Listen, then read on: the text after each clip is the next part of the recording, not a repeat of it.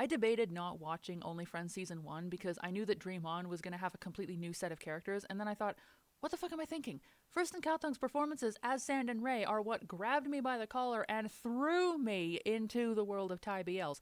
Obviously, I gotta watch Season 1. Well, now that I have, and am now caught up with the first 4 episodes of Dream On, here's some neat little parallels I've noticed between the 2 seasons. The first one that I noticed is that both shows have Sand rocking the stage in the first 5 minutes. There's nothing really deep about it, I just think it's neat.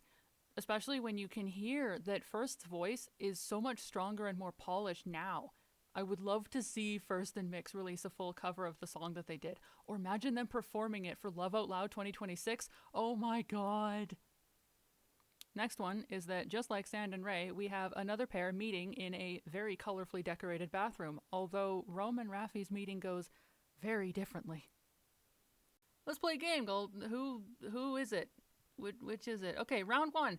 Character A wants to take down character B by exposing them using a piece of evidence that character A has sent to themselves from someone else's unattended phone. Character A also had to lie their way into the circumstances that gave them access to said unattended phone. Is it Sand taking down Top using the audio clip he sent himself from Nick's phone? Or is it Raffi trying to take down Dean using the video clip he sent himself from the phone of that guy at the party? Round 2. The musician takes a wasted rich boy home to make sure that rich boy does not do something he regrets. Rich boy then wakes up the next morning hungover and not knowing where he is or how he got there, and is wearing the musician's plain white t-shirt that has a text design on it that is amusingly relevant to the rich boy's character. Plus, the musician also mentions that the rich boy was an abundance of trouble the previous night.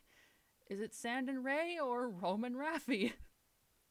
Although at least this time, it's cleared up right away that nothing happened so that Raffi doesn't misunderstand Rome the same way that Ray misunderstood Sand.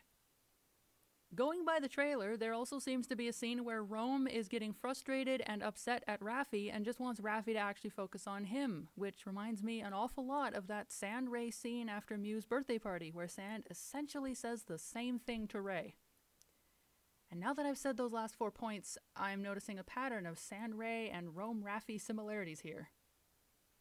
The last one is that the couch that Raffi and his mom sit on for the Spotlight Tonight show is the same as the one that's in Ray's music room. That one is just, reusing set pieces and whatnot, but I noticed it and I just thought it was funny. Now I'm seriously wondering if one of Dream On's pairs will end up not together, just like one of the pairs in season 1. Although at least in the first season, the pair that didn't end up together was played by actors that weren't an actual established pair, and everyone in Dream On is an established pair, so we shall see. Just a couple of honorable mention details that are contained just within the first season. The song that Ray puts on while Sand is at his place as his hired drinking buddy is the same song that plays during the flashback of Ray in the tub 2 years before, calling his emergency contact at the time Mew. I guess that was a subtle way of showing in reverse how Ray was getting his new emergency contact. The next one is these 2 scenes mirroring each other. Ray watching Mew and Top, and Sand watching Mew and Ray. And then there's these 2 scenes mirroring each other. Mew and Top first saying they love each other, and then Mew and Top finally truly reconciling. Also, Ray's wallpaper in his music room and a section in his bedroom being so similar to Mew's bedroom wallpaper that it makes me think that Ray would have chosen it because he thought that Mew would like it. Anyway, those are the things I noticed so far with just the first 4 episodes of Dream On being out.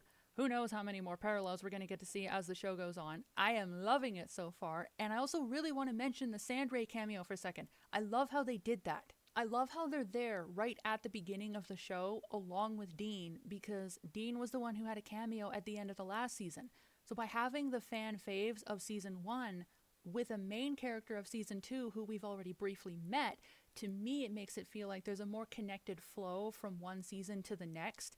Kind of like Sand and Ray are there to help lead the audience into the new season and then pass the torch on to the next characters who are going to carry it for the next season. Like, all right, we had our time, it's your turn now. Take it away, boys, before, walking off the stage.